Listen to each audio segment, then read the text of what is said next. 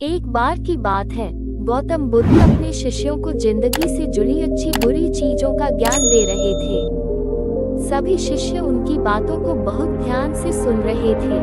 उन सभी में एक शिष्य ऐसा था जिसे प्रश्न पूछने की बहुत आदत थी।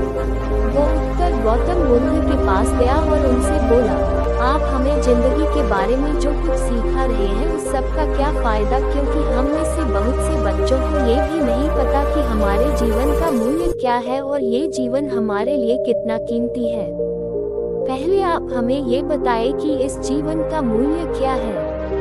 अपने शिष्य की बात सुनकर गौतम बुद्ध अपने कक्ष में गए और एक चमकता हुआ पत्थर का टुकड़ा लेकर आए। वो टुकड़ा उन्होंने अपने शिष्य को दिया और बोले, मैं तुम्हें इस जीवन का मूल्य तब बताऊंगा जब तुम इस पत्थर का सही मूल्य पता लगा कर आओगे। साथ ही ये ध्यान रखना कि तुम्हें ये पत्थर का टुकड़ा किसी को बेचना नहीं है। गौतम बुद्ध की बात मानकर वो शिष्य बाजार की तरफ चला गया। बाजार में सबसे पहले उसकी नजर एक फल बेचने वाले पर पड़ी और उसने वो पत्थर उस फल वाले को दिखाया और बोला, इस पत्थर के बदले आप मुझे कितने फल दे सकते हो। फल वाला बोला, ये पत्थर कुछ खास तो नहीं है, लेकिन फिर भी इसके बदले में तुम्हें 10 केले दे सकता हूँ। वो शिष्य उस पत्थर को लेकर आगे चला गया। फिर उसे एक सब्जी वाला मिला। शिष्य ने उस सब्जी वाले से उस पत्थर की कीमत पूछी।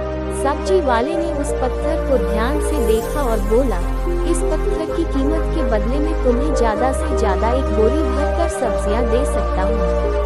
इसके बाद वो शिष्य उस पत्थर को लेकर एक सोने के व्यापारी के पास गया। उस पत्थर की टुकड़े की चमक देखते ही उस सुनार ने उसकी कीमत 100 सोने के सिक्के लगाए।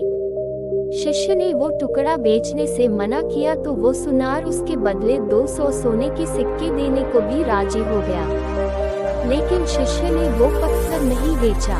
इसके बाद वो शिष्य एक हीरो के व्यापारी के पास गया और उनके सामने उसने वो पत्थर के टुकड़े को रख दिया। उस पत्थर को देखते ही हीरो के व्यापारी ने एक साफ कपड़ा बिछाया, उस पत्थर को उसके ऊपर रखा, फिर उसकी परिक्रमा की और हाथ जोड़कर उस पत्थर को कपड़े में लपेटते हुए वो बोला, तुम जिसे मामूली पत्थर समझकर उसकी कीमत पूछ रहे हो, असल में ये एक बेशकीमती रूबी है। ऐसा रूबी हर किसी को नहीं मिलता। मैं अगर अपना सब कुछ बेच भी दूं तो भी इसकी कीमत नहीं चुका सकता। उस व्यापारी की बातें सुनकर वो शिष्य हैरान हो गया। वो दौड़ा दौड़ा सीधा बुद्ध के पास आया और उन्हें उसने जो कुछ भी बाजार में हुआ वो सब बताया। उसकी अचरज भरी बातें सुनकर गौतम बुद्ध बोले, तुम्हारे सवाल का जवाब इस रूबी की कीमत में ही छिपा है। हमारा जीवन भी एक रूबी है।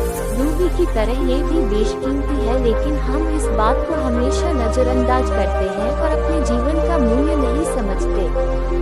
हम दूसरों को देखकर और उनके जैसा जीवन जीने की कोशिश में अपने जीवन की कीमत को कम कर देते हैं। हम ये सोचते हैं कि हमारी जिंदगी की कीमत वही है जो दूसरे हमें बताते हैं, लेकिन ये बात हमेशा ध्यान रखना कि सामने वाला अपनी हैसियत, बुद्धि और अपनी समझ के हिसाब से तुम्हारी कीमत लगाता है।